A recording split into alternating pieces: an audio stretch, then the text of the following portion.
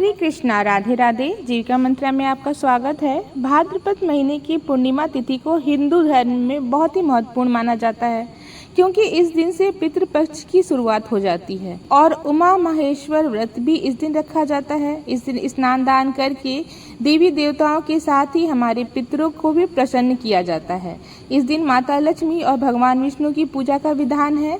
तो चलिए आपको बताते हैं भाद्रपद महीने की पूर्णिमा तिथि कब है, पूर्णिमा का व्रत किस दिन रखा जाएगा और इस साल का आखिरी चंद्र ग्रहण भी पूर्णिमा तिथि को ही लग रहा है। तो यह ग्रहण कब से कब तक रहेगा और इस दिन व्रत रखना सही रहेगा या नहीं रहेगा, सूतक काल मान्य होगा या नहीं होगा, यह आज की इस वीडियो में आप जानेंगे। भाद्रपद पूर्णिमा से पितृपक्ष की शुरुआत होती है और इसके बाद 16 दिनों तक हम अपने पितरों के नाम का श्राद्ध, तर्पण, पिंडदान आदि करते हैं।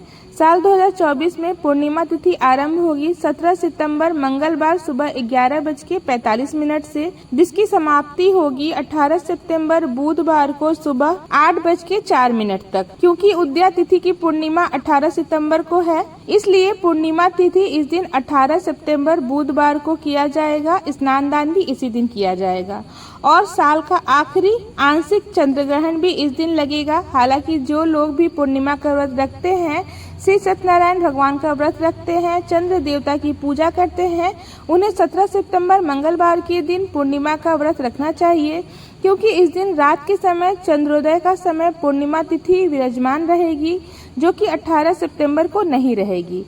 इसलिए 18 सितंबर को पूर्णिमा का स्नान दान ही किया जाएगा। अब पहले जानते हैं 17 सितंबर को रहने वाले मुहूर्तों के बारे में, चंद्रोदय के समय के बारे में। 17 सितंबर मंगलवार को ब्रह्म मुहूर्त सुबह 4:41 से 5:29 तक रहेगा। सूर्योदय सुबह 6:17 से होगा और सूर्यास्त शाम 6:24 पर। अमृत काल सुबह 3:51 से 5:15 तक रहेगा। अभिजीत मुहूर्त 11:57 से 12:45 तक रहेगा। वहीं चंद्रोदय का समय 6:05 तक रहेगा। चंद्रोदय का जो समय है वह शहर के अनुसार थोड़ा बहुत आगे पीछे हो सकता है, समय में थोड़ा अंतर हो सकता है, इसलिए आप अपनी स्थिति अनुसार चंद्रोदय होने का, चंद्र देवता की पूजा करने का, अपने व्रत का पारण करने का समय पता कर लें।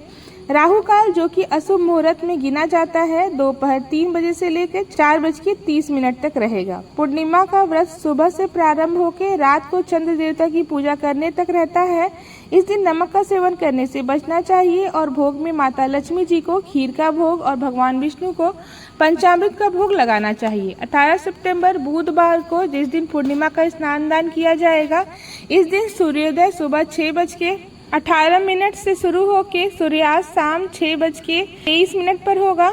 ब्रह्म मुहूर्त सुबह 4:41 से 5:29 तक रहेगा। अमृत काल सुबह 3:51 से लेकर 5:15 तक रहेगा।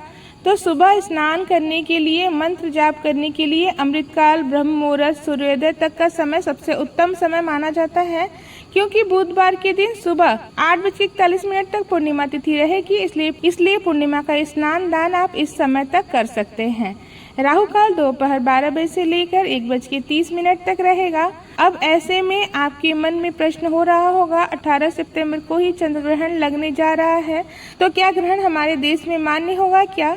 हम इस समय पूर्णिमा का स्नान दान कर सकते हैं, पूजा कर सकते हैं? तो देखिए, साल का जो आखिरी चंद्र ग्रहण है वह आंशिक चंद्र ग्रहण रहेगा, जो कि भारतीय समय अनुसार सुबह 6:11 से शुरू होगा और सुबह 10:17 पर समाप्त हो जाएगा। चंद्र ग्रहण हमारे देश में किसी भी हिस्से में बिल्कुल भी दिखाई नहीं देगा, इसलिए इसका सूतक भी मान्य नहीं होगा। आप पूजा पाठ आदि कर्म आराम से कर सकते हैं।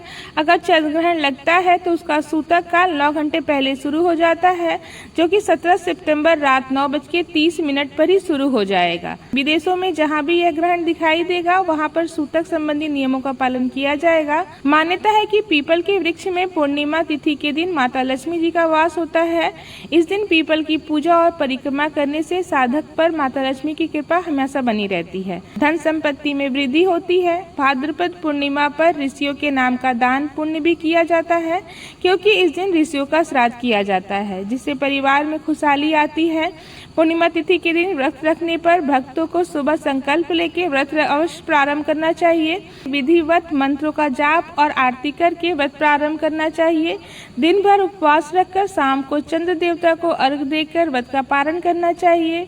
चंद्र देवता को अर्घ देने के लिए एक लोटे में जल, कच्चा दूध मिलाकर मिश्री डालकर सफेद पुष्प से चंद्र देवता को ओम शोम शोमाय नमः इस मंत्र का उच्चारण करते हुए जाप करना चाहिए और अपनी जगह पर 3 बार परिक्रमा करनी चाहिए। भूले से भी आज के दिन नाखून, बाल इत्यादि नहीं काटने चाहिए और न ही घर पर आए हुए किसी याचक को खाली हाथ लौटाना चाहिए।